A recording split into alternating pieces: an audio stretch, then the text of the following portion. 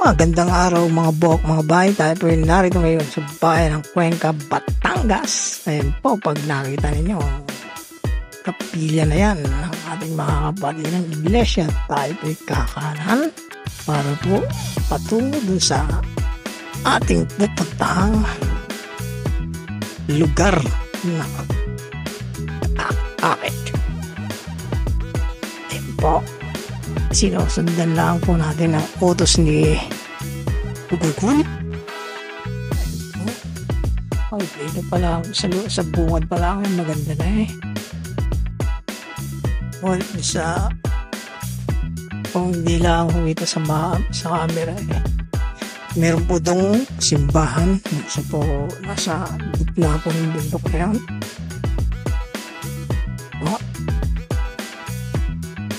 Tayo po'y sundin natin ang ni Google. Sana po alam mo rin ninyo aray para po ay magkaroon din ng idea. I-google nyo lang po ang Lumampaw view deck. Ayan po yung lalabas na mga bok, mga bay, mga day. Pagpasensya nyo na ho ang aking boses. Voice over na lang aray. Oh, namamaos ho ang tropa. Gawa na ako po yung nakalunok ng malamig na tubig. Yan po, dire-diretso lang po tayo. Ating pagbilisan ng pagtakbo para dahil makarating agad.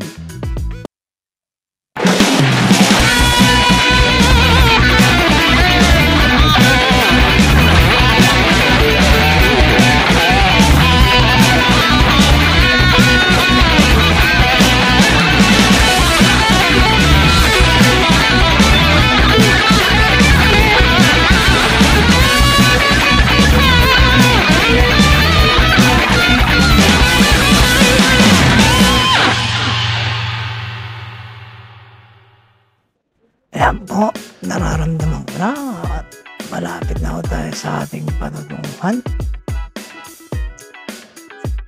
Naiiba na ho ang simoy ng hangin. O, dito ba? Dito ako yung nagkamali. Ang kalsada po ito ay patungong Mount Makulot. Pag narating niyo po ang sangang ito, nakaliwa po kayo, wag po kayong kakanan, huwag po kayong dadaretso sa malaking kalsadang yan. Huwag po yung puntang Mount Makulot. Ayan po yung na-confirm ko dito sa Batang Aray. May nagpandili ang lilipas sa yung pa Mount Makulot. So gusto pong mag-trekking, hiking, maganda rin po ang Mount Makulot.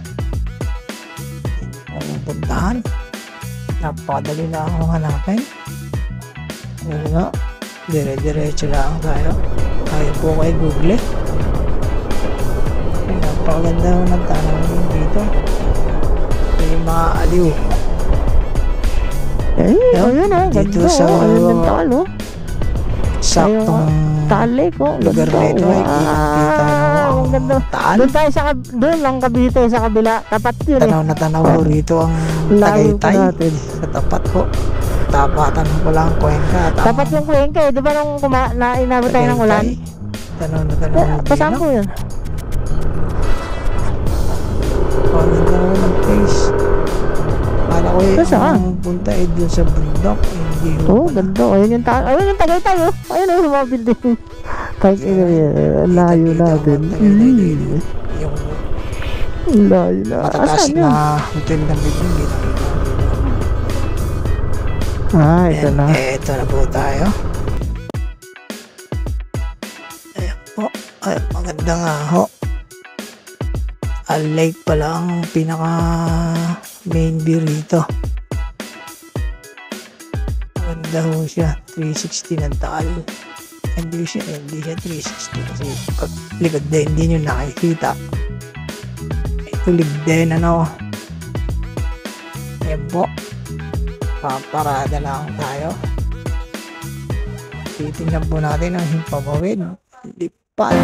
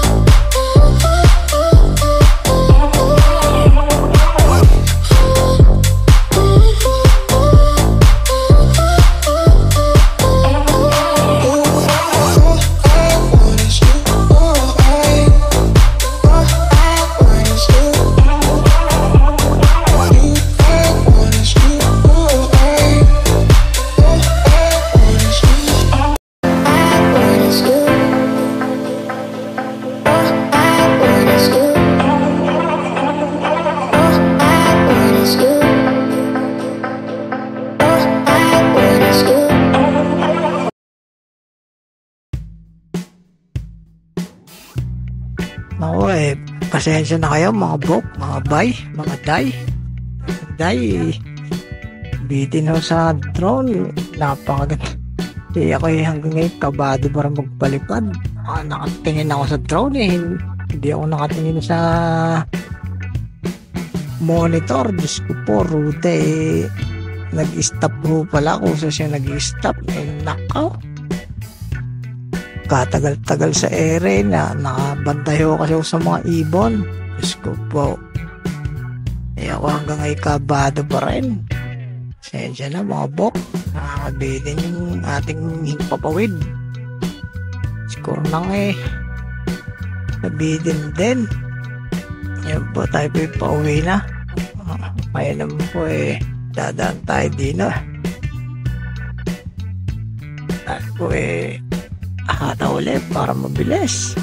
Mga bok, mga bay, banat.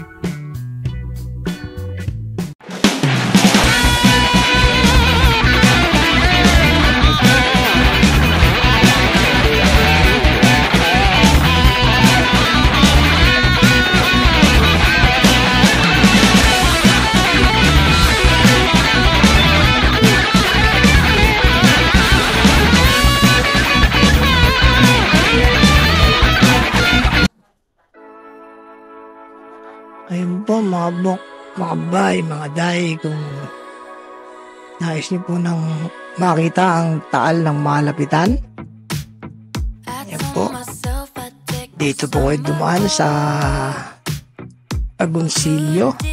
May madadaanan nyo, abot kamay nyo po ang Taal Lake. Napakaganda po ng tanawin. Meron po mas mahabang daan. Kung gusto nyo po mas mahaba-habang bewok o baybayin ng Taal Lake, pumunta po kayo sa Taal Lake Circumferential Road. Po yung napakahaba po. Ang ganda po ng tanawin doon. Abot kamay niyo po ang tubig ng Taal Lake. Hindi ko lang po sigurado kung searchable na sa Google at Waze. Ito po yung pangalan. Tingin bago lang po yung ano na yun. Tingin ko naman searchable na yun. Hindi ko lang po kung anong sigurado kung anong nakakasakot ng bahay doon. Santa Teresita ba? Basta i-search nyo lang po yan. Napakaganda po. Bewok doon. Taal Bewok. Ayan mga bok, mga bay. Dahil narito na sa Agoncillo to Laurel Road. Dahil uwi na sa ating bayan Cavite. Kung gusto nyo maganda-gandang tanawin na daan, pagka kayo galing Batangas, dito kayo dumaan sa Agoncillo, Laurel Road, na rin ang daan dito. Mas mabilis yung sa Lemery, kaya lang boring ang daan doon, diretso lang. Dito yung minata.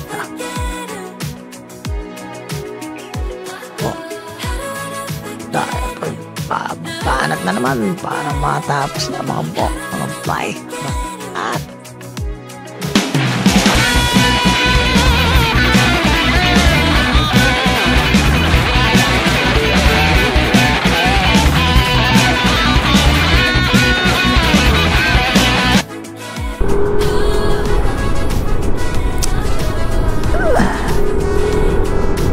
ayun po mga taropa, napakaganda ng Taal. Yun o, pakalapit o. Pwede nyo nang talunin eh. Maganda yan, gawa ng zipline eh, no? Mapunta ron. Sabay sabog. Kung may tatayong perya dyan ha. Ayun na, tanaw ko na, Tagaytay. Tagaytay.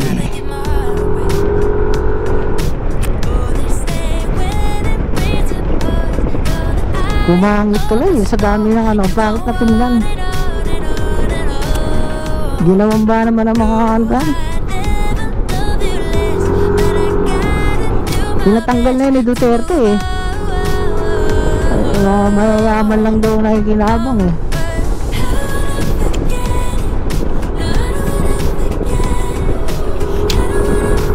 Tama nga naman, dapat sa mga lokal yan dito, sa mga may hirap. Trato ulit tayo mga pre. Bang!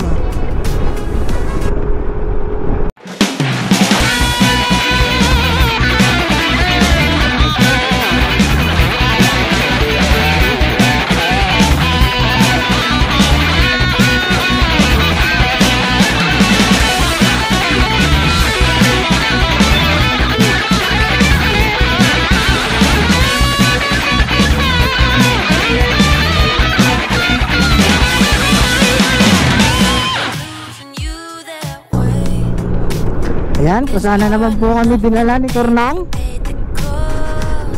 Shortcut ba to? Shortcut?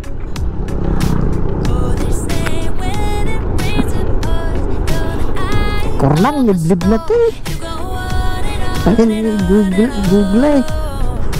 Saan mo na naman kami dinadala.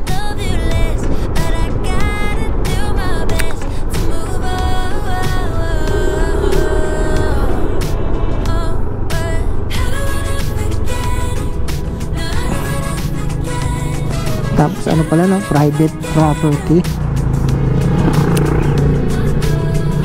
Do not intrude.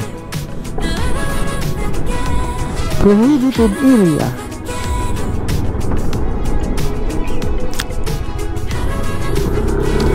Sabi ito, Cornang, ang labas nito Laurel na malapit. Pero hindi, kung Talisay, tama, Laurel ang labas nito kasi yung Talisay doon pa sa may ano eh, sa may lagpas pa ng Laurel eh.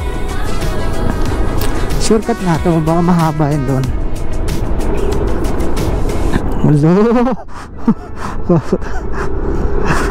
No, kasi pagka ako ay nagala eh, hindi po nagamit ng Google Waze. Basta kung alam ko lang ang daan, doon ako nadaan.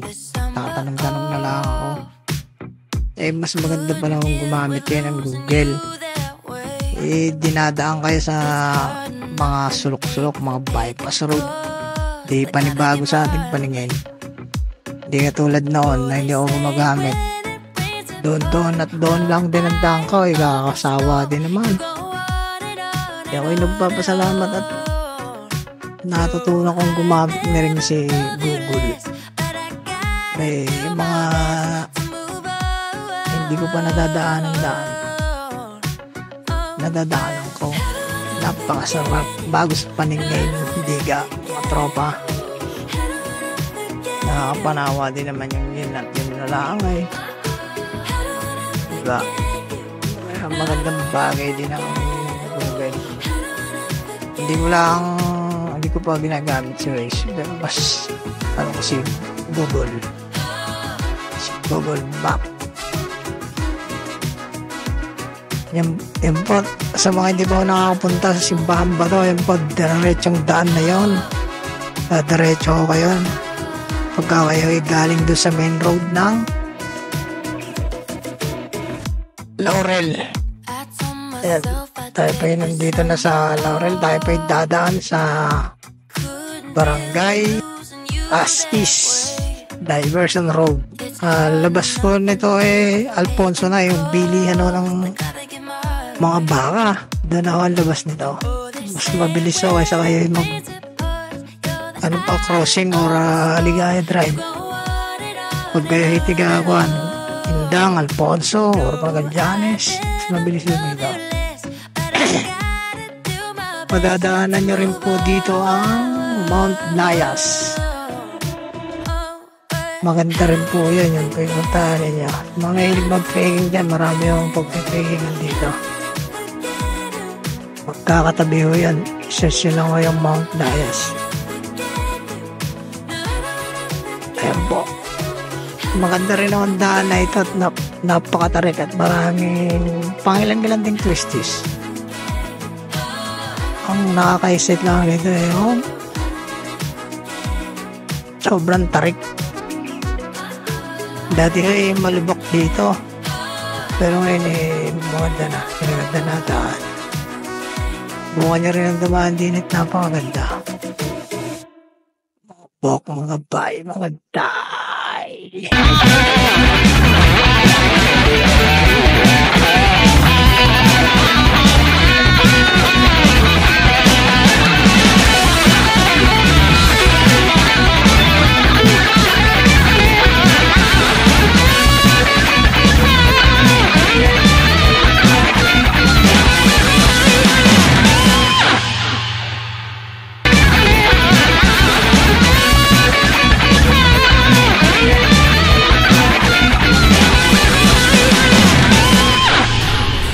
Ito talaga nakakatakot. Tingnan mo, bangin doon, ang lalim, bangin din dito ang lalim.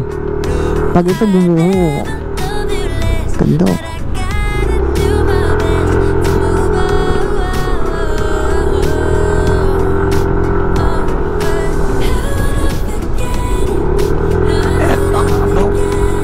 Basta tandaan nyo, ang labas nito yung may arko ng Alfonso.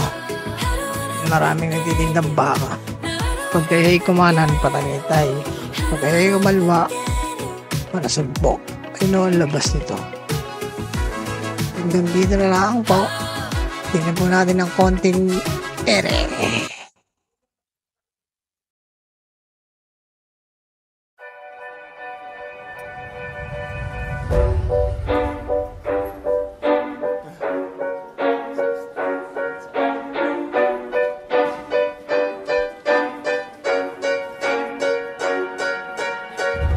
I didn't wanna see you when you came home,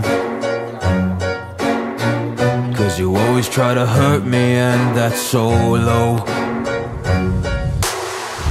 When I talk to you about it, you're in defense mode. Whoa, oh, oh, oh, oh.